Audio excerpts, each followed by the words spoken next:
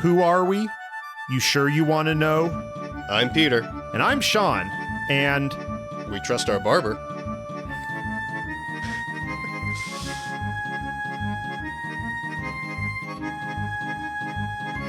Welcome to our Sam Raimi Spider-Man podcast. So much to tell. Pizza time. Where we deliver your Sam Raimi Spider-Man podcast in 29 minutes, or you don't have to support us on Patreon. And Mr. Aziz is so right. Yes. To us, a promise means nothing.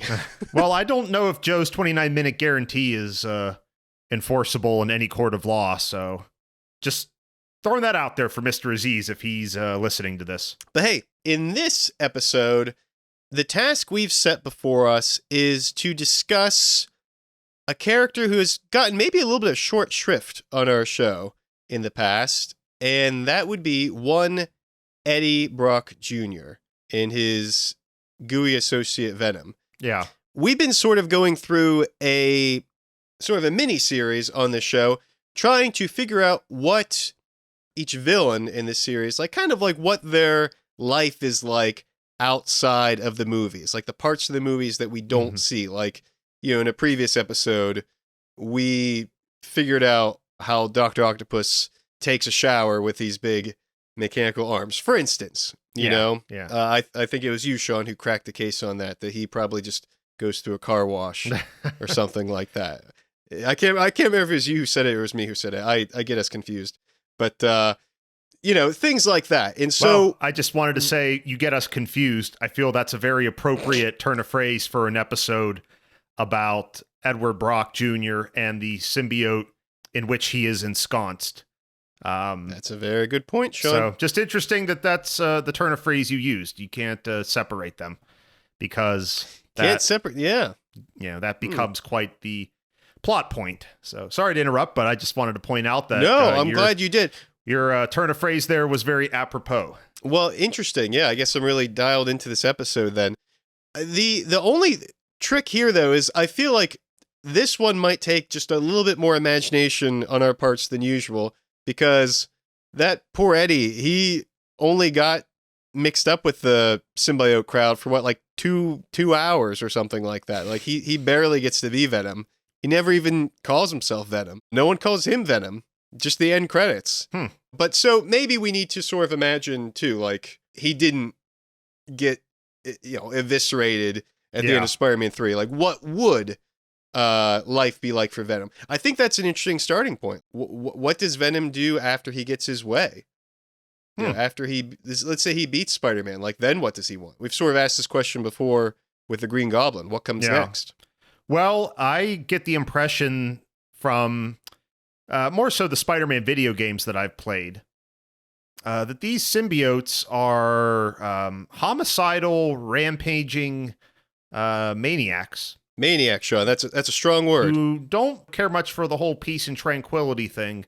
So my honest belief would be that they would just continue to satiate the bloodlust. It would be bad. That would be my view. I don't get the sense that these symbiotes are all that chill. They seem very aggressive. But setting aside that for the sake of argument. You set that aside because it's interesting that you say that, because eventually Venom becomes something of an anti-hero in the comic books, and he's known as the lethal protector. He's a character who doles out, justice violently. He does satiate that bloodlust, but he does it by eating bad people. So a much more violent version of Spider-Man in some ways. And in this little, behind the scenes clip, it might have been for the video game, Topher Grace mentions that even his character is all about justice. It's maybe just sort of a more selfish form of justice, because he's the one getting justice for himself. He actually wants to help the public. He's just trying to punish the people that he feels have done him wrong. But it's kind of a self-centered version of justice. So, he goes after Mary Jane, and of course he hates no one more than Peter Parker. But I think it might be interesting to sort of imagine that, say Spider-Man 3 ends differently, I can sort of imagine him becoming sort of like a bargain bin mangier version of Spider-Man. Something of like that lethal protector. I'm not as knowledgeable about that, but certainly, that could be a possibility. So I guess we're just going off of the movie version too, because I mean, as most comic fans would say, like the movie version of Eddie Brock and Venom is quite different from the comic version. Yeah. In any case. Well, my question then is, how much does the symbiote how much are they affected by, and how much do they affect the personality of the underlying person? So kind of like the Green Goblin, we talked about how did the Goblin serum just play off of what was already inside of Norman Osborn and just ramp it up to a violent level. And I kind of get the sense with the symbiote that it does the same thing with Eddie Brock. I mean, we meet the guy, the first time we see him in Spider-Man 3 is during the incident at the skyscraper with Gwen Stacy, where she's doing the photo shoot. Okay, Gwen, I've got a secret. It's my copier. And, the crane loses control of that steel beam, and it's impaling the building there and causing a lot of damage. 7 Adam to Central. That crane job you sent us on. It's bigger than we thought. So that's the first we meet him. He's getting photographs and just happens to run into her dad, just as one does at the scene of a mass casualty incident like that. And right, very efficient storytelling. Who are you? It's Brock, sir. Edward Brock Jr. And I'm dating your daughter. Right away, we get the sense that he's kind of cocky, but also a little weaselly. Oh, by the way, I'm dating your daughter. As she's dangling there, for dear life, he has to throw that in there. Right. He hasn't met his girlfriend's dad yet, and so that's never a good place to be in. If you're a boyfriend you're... I'm going to jump right in there, Sean. Don't buy into his lies, Sean. They're hardly boyfriend-girlfriend. I mean, they had coffee. Well, Eddie inflates these things in his mind. That's true. What about that amazing night that we had? We had coffee, Eddie. He's kind of a shallow person. So he's kind of making this into more of a thing than it is. He's kind of a creep. Yeah, I mean, that's true. And you can kind of see in his face, like, the dejection of that. I think that's a really interesting aspect of his character personality. I don't know, like the expectation he has. Yeah. Maybe there's some sort of sense of pride in going around always telling people, it's Brock, Sir Edward Brock Jr., like announcing his full name to people every time he sees them. Yeah. There's some sort of like confidence he has in himself. Yeah, he definitely has a bit of an ego, definitely is a little bit full of himself, prone to overhype. I think in some respects, it's maybe a bit of a defense mechanism, or maybe it's kind of that fake it till you make it mentality, because I think he knows it's an act. I think he does it intentionally. Like, I think he intentionally sort of puffs himself up, because we see their confrontation later, him and Peter, when Peter finds out that the photo that got him the job at the Bugle was a forgery, and Brock says, Look, I'm begging you. If you do this, I will lose everything. There's not a paper in town that will hire me. So he's aware that his life is not what he wants it to be. So maybe he kind of pretends to soothe the pain of that. But the problem is, Sean, I think you're totally right. Yeah. Yeah. On the outside, Eddie's probably a slicker individual. Rides a motorcycle. He's really slick. He uses a lot of product in his hair. And, he's a little bit of a tan and wears shades. And he's much better with women. But that is just an exterior, and his interior is very weak. I mean, maybe some of us, or all of us, or, many of us do that to some extent. We maybe overlook the bad and, focus on the good, I think, as anybody does for their own sanity. But he does it to a dangerous degree. And, well, I don't know. Do you feel sympathy for him when Peter confronts him about the forgery and he's like, please, like he's pleading with him?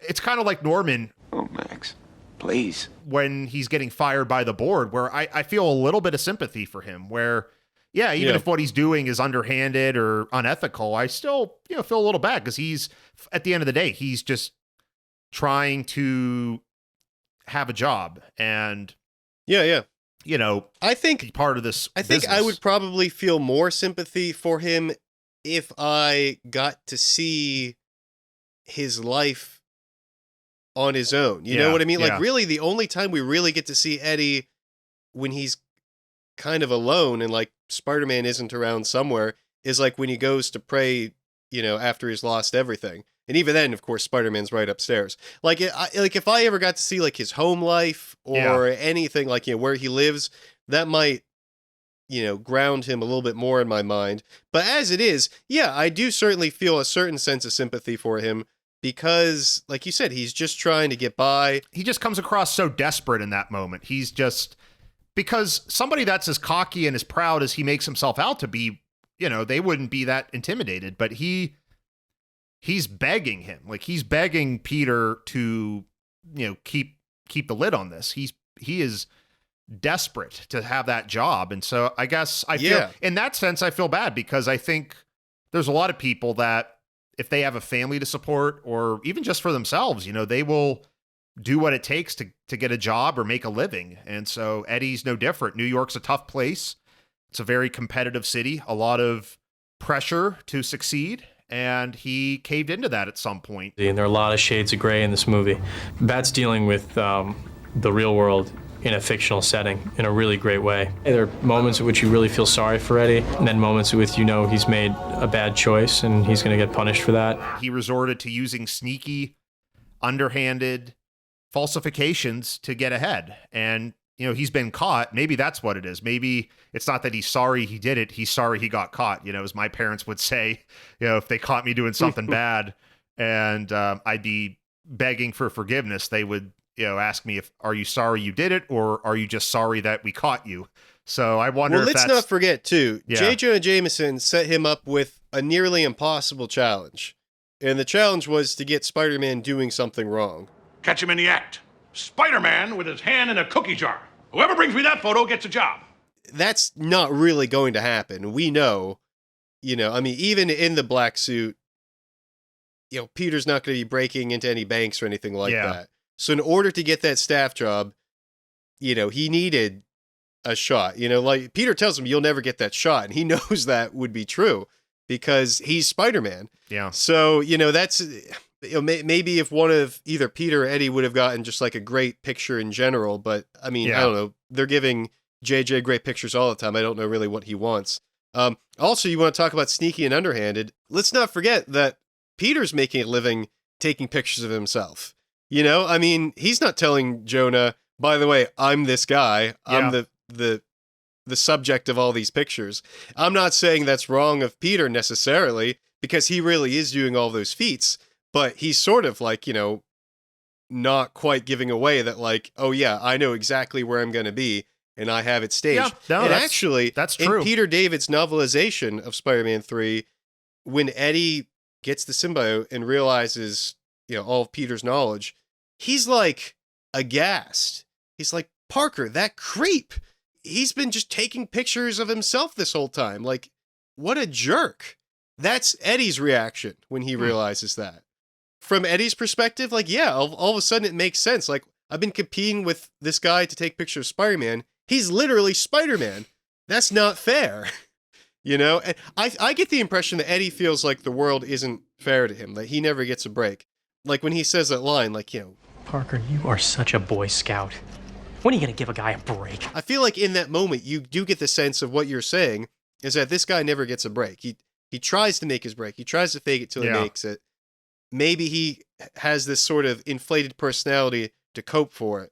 But I think you're right. I think he knows that he is just bouncing on the top of a house of cards here. Yeah. And, that all tumbles down for him eventually. I mean, you raise an interesting point.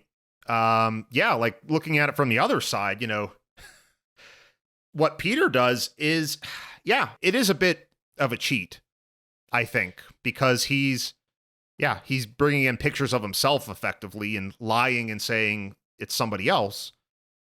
But you could argue like, well, that's for his own safety. If people knew Spider-Man's true identity, that's something that he's actively trying to avoid. That's why he doesn't get involved with Mary Jane. So he's doing it partially for his own safety, I would say, and those of that of his loved ones.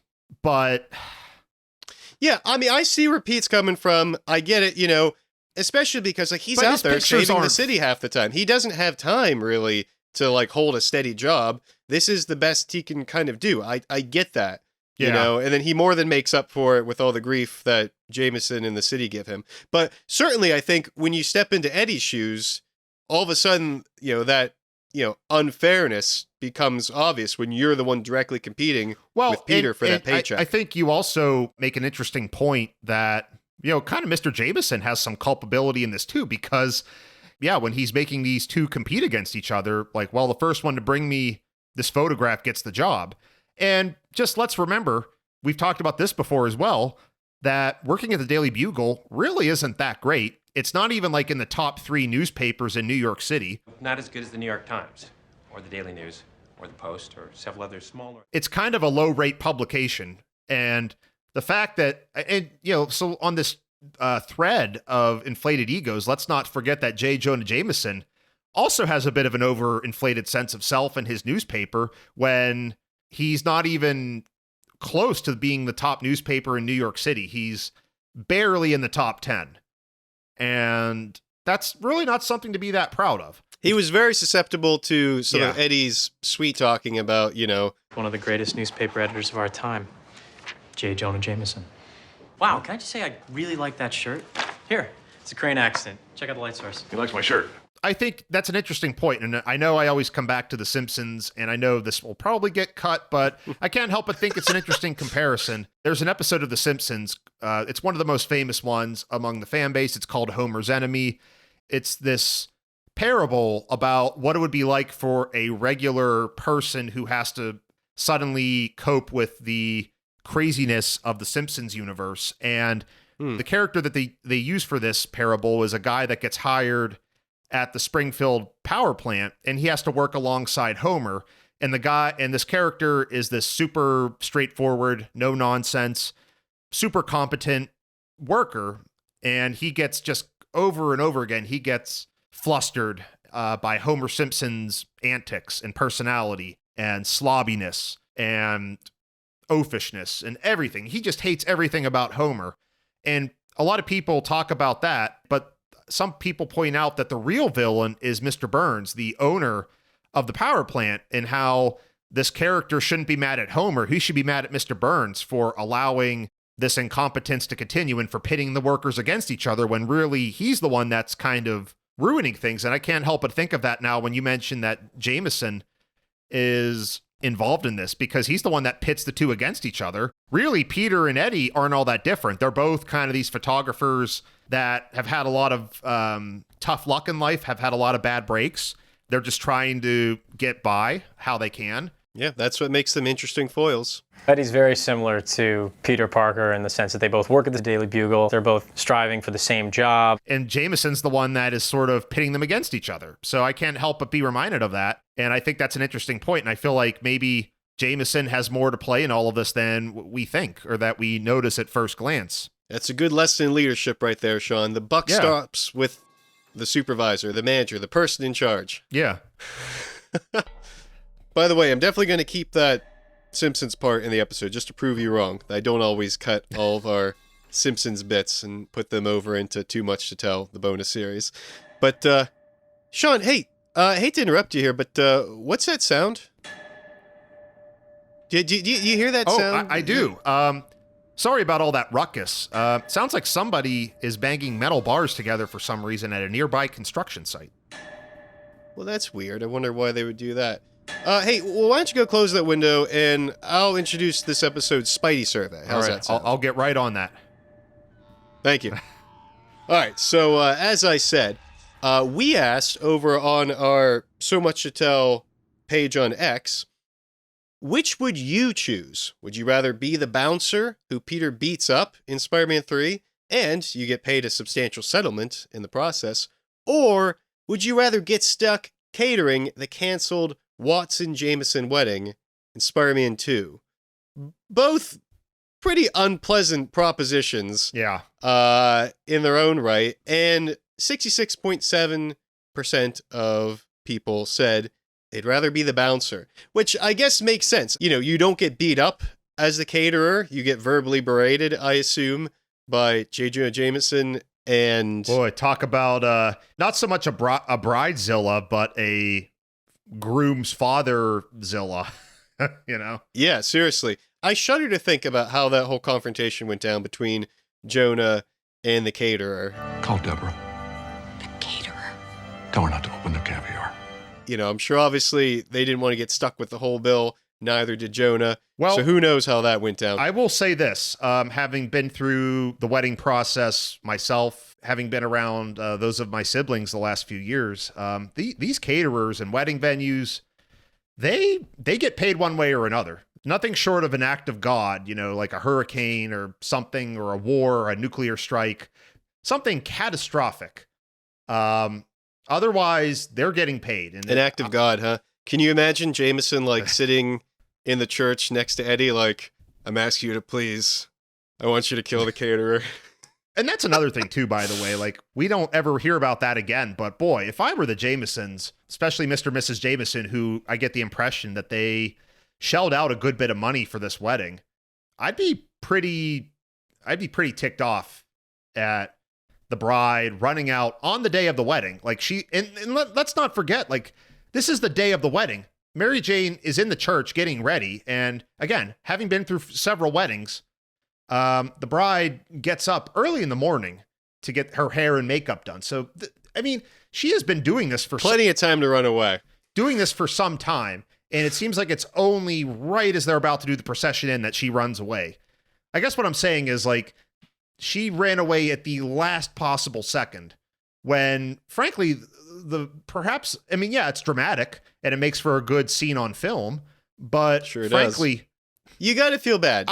You got to feel bad for John. I kind of feel like, John Jameson, the astronaut, my son, the astronaut, he got really screwed over. He got really screwed over in all of that. I can't even imagine the anger and the betrayal he would have felt. Yeah, you see it all over his face. I think, I think it's worth pointing out that I think he's a pretty solid guy. He seems like a good guy. And boy, I would have been furious. Or maybe not. Maybe they're like, oh, it's okay. Mary Jane's got to do what's good for her. Flowers? How much? You spend any more on this thing, you can pick the daisies off my grave. Get plastic. Well, okay then. No, they were probably pretty ticked off then. Do you think that Jonah knows that his son's ex-fiancée is Peter's girlfriend? Because John knows. John says, You sure you don't want to invite your friend, the photographer, Peter Parker? He's aware of Peter and his relationship to his father. So, do you think he ever mentioned, my almost wife left me for your, photographer. Make his life hell for me, if you don't mind. I don't know how it could be hell because it's already pretty bad. That's true. It was already pretty bad. Maybe it is. Maybe this is Jameson messing with Peter, but you just can't tell because that's what he's like already. Yeah, he screws with Peter and doesn't give him the staff job because A, the money went to the wedding that ended up not happening, and B, he's a father that is upset that his son has been stood up at the altar. Yeah, I don't know. That's an interesting theory. I kind of like that. I like that. Yeah, our head and but also too, he could just fire Peter, or maybe he figures it's better to keep Peter on staff. Oh, this is worse. Yeah, it's better to keep Peter on staff and keep Peter having to constantly worry in his own head. Is the hammer going to come down on me? Yeah. So I guess I just, now that we're talking about it, I just want to say that, boy, you want to talk about characters that are kind of getting screwed over, that are sort of, having all this bad luck thrown their way. I feel like there's few things in life that would be more humiliating and upsetting than, it's your wedding day and you get stood up at the altar and the bride doesn't even come in to tell you in person. She just has a note delivered to you. Ooh. Well, because the whole jumping off point for all of this was Mr. Jameson, how he pitted Brock and Parker against each other. And Parker and Brock are obviously both struggling. Mr. Jameson's struggling too. He put out all this money for a wedding that didn't happen. His son is probably crushed, catatonic perhaps, just from being stood up on his wedding day and not even getting so much as a goodbye directly from his ex-fiancée. That's not a position anybody wants to be in. And I don't know, misery loves company. So maybe Mr. Jameson doesn't feel all that bad that he's making Parker suffer and have to compete for the staff job because of what happened with his son in the previous movie. That's a really interesting theory, Sean. I like that. To bring it all back. We thought he was just a bad boss, but really, he's an angry father. And Peter's paying for it. That's an interesting theory. I like that. And maybe he keeps Parker's salary artificially low to recoup that money that they shelled out for all the wedding goodies. All that caviar is coming out of Peter's paycheck. Wow. He pits these two against each other, these two employees of his. It sets up this atmosphere of competition and bad blood that escalates into this fight between them when the symbiote gets involved. So it's not. So, okay. So let's trace the blame here. I don't know if this is healthy at all, but so, Spider-Man 3, the end of Spider-Man 3, everything that Eddie did is sort of Jonah's fault, but what he's doing is sort of Mary Jane's fault, but what she's doing is sort of Peter's fault for being so wishy-washy the whole time. And I guess that's kind of where the blame ultimately goes. It ultimately goes back to Peter. And so it's all the spider's fault. You're right. Okay, it all goes back to the spider. It's the spider's fault for biting him. It's the scientist's fault for genetically modifying that spider. It's somebody's fault for letting that spider out of the cage. Yeah, exactly, because then Peter becomes Spider-Man and he's wishy-washy about Mary Jane because he's afraid for her safety. But then Mary Jane doesn't know that, and she's upset about Peter's rejection of her. So then she goes to John Jameson, and then she stands him up at the altar. So that makes Mr. Jameson mad because he's now in the hole for a ton of wedding expenses for a wedding that never happened. So then he takes it out on his employees, and that's why he has Parker and Brock compete for this lowly staff photographer position. And then when Parker outs Brock for a forgery of a photo, that makes Brock in the mood for revenge. And then he gets the symbiote attached to him, and boom, we're off to the races for the climactic showdown of Spider-Man 3. So yeah, it all ties together. So that first person who thought, I wonder what happens if we mix a bunch of spider DNA together, like that person inadvertently gave rise to Venom. Kind of, It all goes back. I mean, I'll put it this way. Like, I feel like Eddie Brock's part in all this really wouldn't have changed, even if, say, Mary Jane and John Jameson had married and that wasn't a factor. I think just Peter tattling on him alone and him getting dismissed from the Daily Bugle like that alone would have made him vengeful and spiteful and susceptible to the symbiote and becoming Venom. But I think the wedding, or the called off wedding, does add a nice layer to it if you want to dig that way. Something else I find interesting about Eddie specifically in his sort of psychology is that I think he, we were talking before about him being like maybe being the lethal protector someday, and I think he does believe very strongly in this sort of sense of karmic justice. Yeah. Like you get what's coming to you. Because I think it's very interesting that he does go to a church. He appeals to, the Christian God for Peter's death. I come before you today, humbled and humiliated, to ask you for one thing. I want you to kill Peter Parker. He's appealing to some sort of source of cosmic justice that he feels like he deserves. It's owed to him. Yeah. Then you look ahead to what happens. I think he sees himself as the hand of God delivering this sort of punishment to Peter. He certainly does in the novelization. He makes that connection that I asked for Peter's death and I got these powers. But, you look at like what he says to Peter, like, you made me lose my girl. Now I'm going to make you lose yours. I'm thinking humiliation. Kind of like how you humiliated me. Everything's so spiteful and like returning the same thing back to Peter that he was dealt. It's vengeance, getting even. It's this twisted form of justice. Peter has Eddie to use as like a foil in Spider-Man 3. They're so similar that like the one kind of clarifies the characteristics and themes of the other.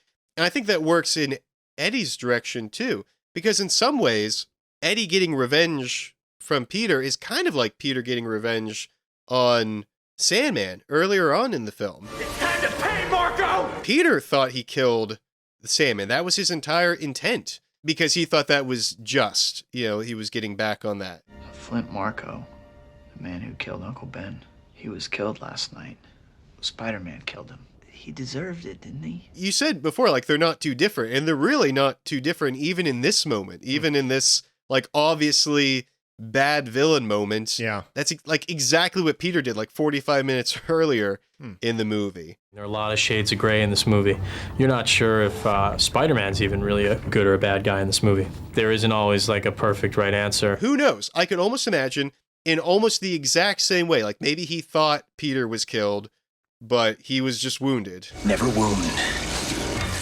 What you can't kill. Maybe, you know, he thought he had dispatched Peter, but he was still alive. Maybe he then goes off into the world and kind of rehabilitates himself in a similar way that Peter did after thinking he killed Sandman. Like maybe then he starts trying to deliver his twisted form of vengeance for other people who have been wronged. And eventually maybe that becomes less of a selfish justice and more of a, you know, self-giving justice. I could even imagine him, you know, taking pictures of himself as Venom and selling them to papers. You know, who else is going to get a picture of Venom? He'll start climbing flagpoles to get pictures of himself as Venom. A flagpole? And he really does become the lethal protector. Who knows? Then maybe, you know, he meets Peter again and they make up for it. You know, I don't know, but they are so similar, even in this moment at the end of him seeking vengeance, that it's surprisingly easy when you think about it, when you really like engage with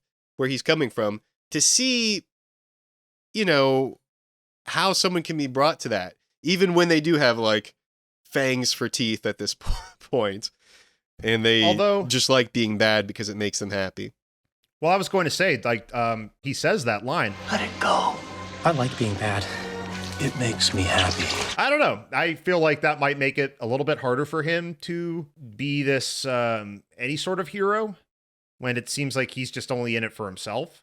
Because, you know, Peter has that moral foundation from Uncle Ben. Eddie really has no foundation. He never had someone great like Uncle Ben to tell him, with great power comes great responsibility. Eddie is kind of the examination of what if he hadn't gotten that great advice from Uncle Ben? What if someone received the exact same power but was filled with bitterness and jealousy? And how would he misuse that power? He doesn't have as good of morals, a strong foundation. You're right. And that you're right about that line. I like being bad. It makes me happy. It definitely, you know, sours that a little bit. I think it's easy for me to read that as a sense of it's freedom. Being bad is freedom. Like he has the power now, you know, and you know, he can soar over all of his problems now. He can crush Peter, who's his problem. He says that line about being bad.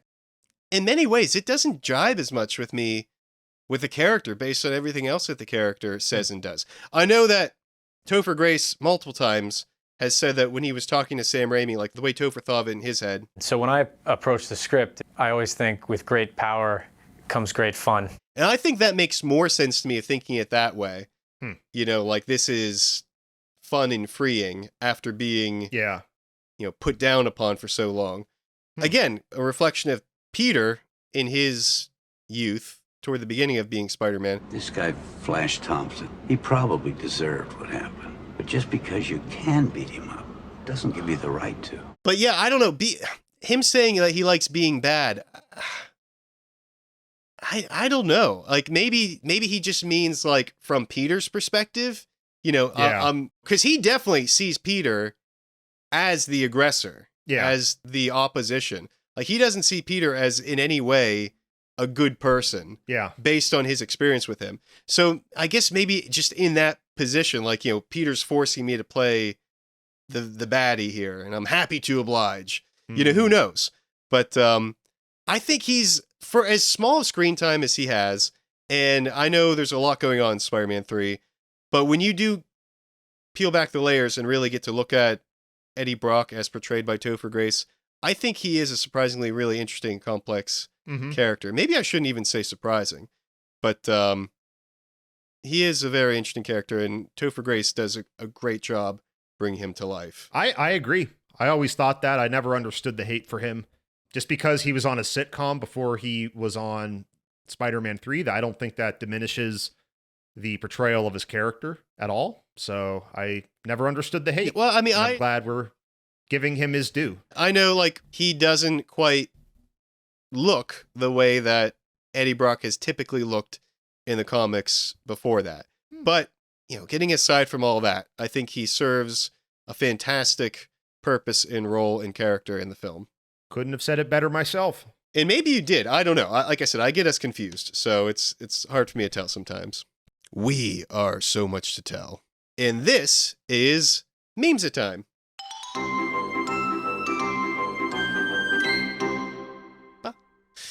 Sean, today, I don't want to so much tell you today about a meme, but more of a concept that exists alongside the Sam Raimi Spider-Man memes. Okay. Now, when I say Brock, what comes to your mind? Eddie. Okay. I'll accept that. I'll accept Eddie. I'll accept Eddie, Edward Brock Jr. But another synonym would be, of course, trash. Trash. That's right, because Brock is trash. That's a running joke throughout Raimi memes. And the joke stems, of course, from that scene in Spider-Man 3 where Peter Parker, in his Bully Maguire form, correctly observes that... You're trash, Brock. Of course, Edward Trash was not ready to hear that truth, and that kicks off an explosive third act finale and just a garbage dump full of memes.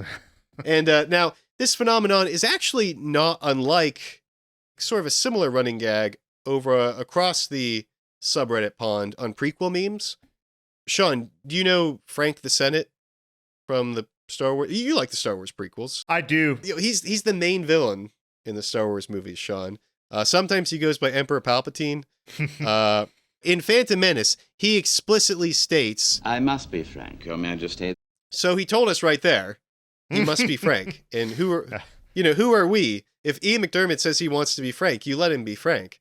So that's where he kind of picked up that name from. And then in Revenge of the Sith, he declares, in no uncertain terms, I am the Senate. So prequel memes has this running gag thing going about his name is Frank the Senate. Mm-hmm. It's a very similar kind of idea to that. So where we conflate this with saying that, well, Eddie is trash, trash is Eddie, vice versa. And there's a lot of fun memes to be had with that. And sort of connected to that is this concept of, you know, a Brock post or Brock posting, which is kind of like a crap posting.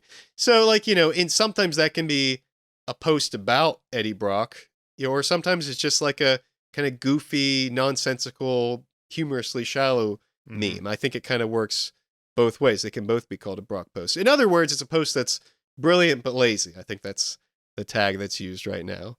And by the way, if we ever get anything wrong on the show, please, you know, don't hesitate to add us and explain. We haven't printed a retraction in 20 years, but, you know, we'll do it if we need to. Because we're but humble students of this, you know, sprawling Spider-Man world, you know.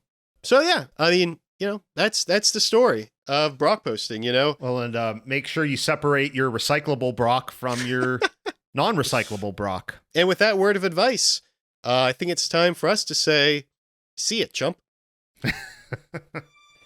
Thanks for hanging out with us on So Much to Tell. Pizza time.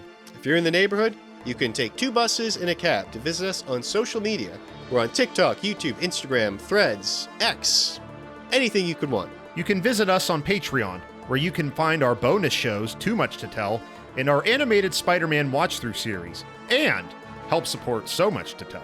Yeah, Too Much to Tell. That's where all Sean's rambling about The Simpsons invariably ends up. Except for the ones in this episode. This one we're keeping in. All right, well, so until next time, Godspeed, Spider fans! It's Trash, sir. Edward Trash Jr. The caterer is getting paid. The piper gets paid.